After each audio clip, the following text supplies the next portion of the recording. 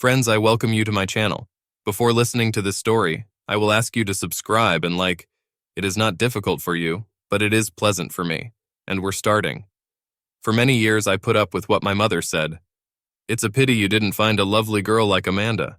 I'm Steve Hollis, and Amanda was my older brother Mark's wife. Amanda was pretty and came from a wealthy family, but for some reason it seemed to me that money was not everything. When I was in high school, I hung out with a large group of friends, boys and girls. Basically, we were all just friends. My mother hoped that I would start dating one of them, Karen. I didn't have the slightest chance. Karen was far out of my league, and I knew it. After we all graduated from school, I kept in touch with some of the old company. Some just moved into new friendly companies, usually with work colleagues. I was working as a trainee car mechanic when I met Laura. Laura wasn't the prettiest of the girls, partly because she rarely wore makeup. I really liked her, and after I plucked up the courage to ask her out, we started dating. Like any other couples at that time, we often made love, and like many couples, we screwed up and Laura got pregnant. One evening we were sitting and discussing it, scared to death. In the end, we both agreed that abortion was out of the question. We were both worried about how we would tell our parents about this. I did the only decent thing that came to my mind and asked Laura to marry me. Her parents were not happy that she was pregnant, although her father gave me credit for not running away from his daughter. My parents were unhappy and they let me know about it. My mother almost fainted when I said we were going to get married. Since none of us had any money or rich parents, we got married at the local registry office. My brother was my best man and witness. Laura's sister did the honor as a bridesmaid and witness. There was no honeymoon due to lack of funds, so we started looking for a place to live. My boss's brother had a real estate rental and management company, and we agreed with him to rent a small 2-room apartment in a decent area. I went with Laura for an ultrasound, and we found out that she was expecting twins. We looked at each other with an expression of, what the hell are we going to do? It will be seen. We decided that we would do our best and always put children first. I worked long hours to pay for everything we needed. One evening, while we were sitting and watching TV, there was a knock on the door. I opened it and saw my boss Brian and his wife Linda standing there smiling. We had a cup of coffee, talked, and the question of how we are going to manage finances was raised. Steve, I know that you're having a hard time having children right now, and we want to help. Let me know if you need anything and we'll take care of it. Laura was speechless and began to cry. Linda sat and comforted her. I don't really know what to say, Brian, except thank you. Don't say anything, kid. You're busting your ass, so I think you deserve some help. Brian was true to his word, and after we made a list of what we needed, I handed it to him with the words, "We will be extremely grateful for everything you buy." Knowing Brian, I assumed that he would buy the most expensive thing so that it would be easier for us to afford other things from the list. Both Laura and I were completely stunned a couple of days later when they showed up with the full list of purchases. Linda explained that they had been in our situation once and knew what it was like to fight. The difference between us was that Brian and Linda couldn't have children, and they felt the need to help us. Shortly before that, my brother and his girlfriend Amanda got married. At that time, they were both 22. Amanda's parents paid for the wedding. It was a lavish event with expensive flowers and decorations. I think Laura was a little jealous that we didn't have a wedding like this. Twice during the wedding reception, my mother made a remark. It's a pity that you didn't meet a nice girl like Amanda. It pissed me off because Laura was fine. She worked the same way I did, and we spent the rest of our time preparing for the birth of the twins. I admit that Laura is not the best housekeeper in the world, but the house is always clean and tidy. A significant day came, and Laura gave birth to twins, a boy and a girl. We settled on Jason and Sarah as names. It was hard work for both of us at first, but it got even harder for Laura when I returned to work after a few days off. I worked as hard as I could, and Laura was great at taking care of the babies. Sometimes I'd come home and all 3 of them were already asleep. Many times I cooked dinner and only then woke Laura up. We ate, talked about our days, and then cleaned ourselves up. Our bed life was fine, but there was nothing to shout about. Most of the time we were so tired that we cuddled in bed and fell asleep before we could do anything. And yet when we made love, Laura always enjoyed it and never complained. My parents came to see their grandchildren quite often, and my mother always grumbled about the condition of the apartment. We didn't have a clothes dryer, so everything was on the shelves in front of the radiators. I tried to ignore her comments. I knew how hard it was for Laura to cope with 2 babies alone all day. As a thank you, we asked Brian and Linda to become godparents to Jason and Sarah. They were delighted and immediately agreed. My brother told me that Jason and Sarah would be the only grandchildren Mom and Dad would get. Amanda decided she didn't want children. Laura and I struggled for several years until the children went to school. Laura returned to work, and soon we rented a house with a small garden where the children could play. It took us a while, but we put the apartment in order.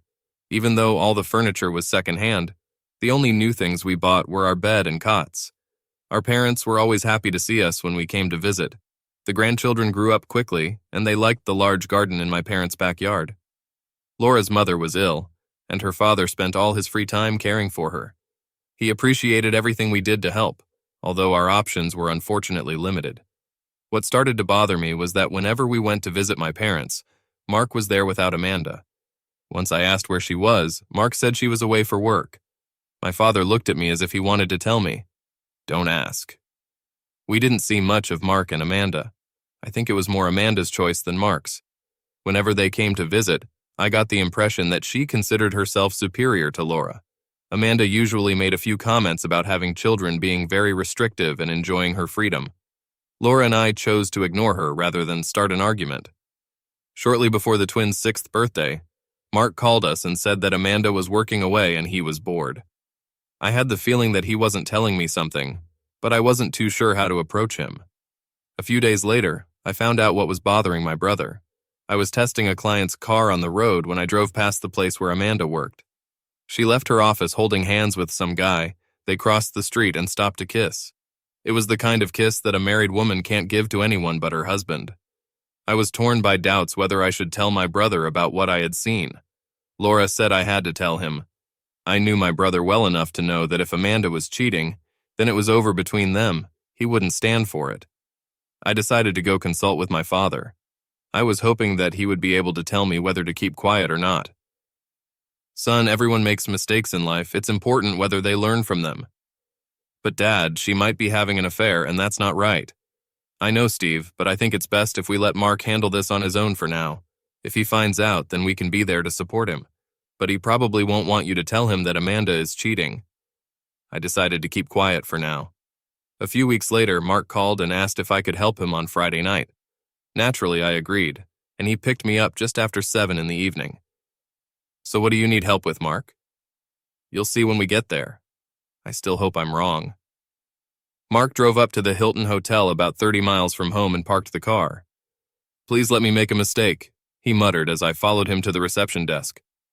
After a brief conversation and presentation of a driver's license, Mark was given a key card to Amanda's room. In the elevator, he told me that he found out it wasn't a business trip, and he wanted to know what Amanda was up to. As we approached the room, we heard a noise inside, and it didn't take a genius to figure out what was going on inside. Mark inserted the key card into the door and opened it very slowly. We crept inside, I 2 steps behind him. "Oh my God, harder!" Amanda's voice filled the room, and she was doing it with 2 men on the bed. Mark stood and watched for a few seconds, filming what was happening on video. They were so engrossed that none of them noticed us. Amanda was sitting astride one guy while the other was behind her. She was begging and screaming for them to move harder and faster. I saw Mark slowly move forward. Then he swung his leg and hit one guy right on the male organ. The man howled, lost consciousness, and fell off the bed. Amanda screamed, looked over her shoulder, and saw that we were standing there, and covered herself with a sheet. The second guy got out of bed and came towards us. "Fucking perverts! Get the fuck out!" "Stop it!" he shouted. Mark punched the guy in the face, and when the guy staggered back, my foot hit him in the crotch. He threw up on the bed. Amanda looked at it with tears in her eyes. "You fucking scum! Don't bother coming home. I'll take your things to your parents. You can stay there." Mark growled at her before turning and walking away, and I followed at his heels. I was silent. It is clear that my brother was not in the mood to talk. After getting out, Mark used a pair of wire cutters and cut all the valve rods on Amanda's car. She will need some time to repair the car. We returned to Mark's house in silence. Then we packed all of Amanda's clothes and belongings into boxes and loaded them into the car. I had only glimpsed Amanda's parents at the wedding and had no idea how they would react to the news that their daughter was coming home. Together with Mark, we unloaded all the boxes on the threshold. I was standing aside when Mark rang the doorbell. Mark, what are you doing here, and what are these boxes? Amanda's mother asked. These are all Amanda's things. Since we are no longer husband and wife, I thought she might come back here. Look, that's why we're breaking up. Mark held up his phone for her mother to watch the video. The poor woman almost fainted. We left them to take the boxes into the house. Mark gave me a ride home. I invited him to come inside, but he refused, saying he wanted to be alone for a while. The twins were asleep, and I looked in on them before joining Laura in the living room and explaining what had happened. She was clearly shocked that Amanda had behaved like this and expressed her sadness. Things got really confusing when it came to divorce. Amanda started by wanting to see a psychologist. Mark refused, stating that the marriage was dissolved. I didn't know at the time, but she had been sleeping with these two guys for almost 6 months. When Amanda realized that Mark was not interested in preserving the marriage, she began to demand almost everything that came to her hand. It stopped when Mark threatened to release the video so her bosses could see it. In the end, Amanda accepted that the marriage was over and agreed to the terms put forward by Mark. I do not know the details, but she did not come out of it very well. Shortly after the divorce was finalized, Amanda began to speak ill of my brother to anyone who would listen. She made the mistake of doing this when Laura and I were at a rare party. My parents were babysitting so we could go to the pub. We were talking to a few friends when Amanda started her venomous speech. Before I could say a word, Laura stood in front of her. If you wanted to make love to just anyone, like an ordinary girl from the highway, why did you even bother to marry Mark? He didn't deserve to be treated like that, Amanda. You're worthless. Amanda stood shocked and silent when Laura slapped her in the face. Before you start swearing, why don't you tell people what you were doing in a hotel room with 2 men? You disgust me. You're just a slut. Laura returned to our group as Amanda silently left the pub, many giggling after her. Later that night, I told Mom and Dad about what happened, and my dad smiled and said that Amanda deserved it.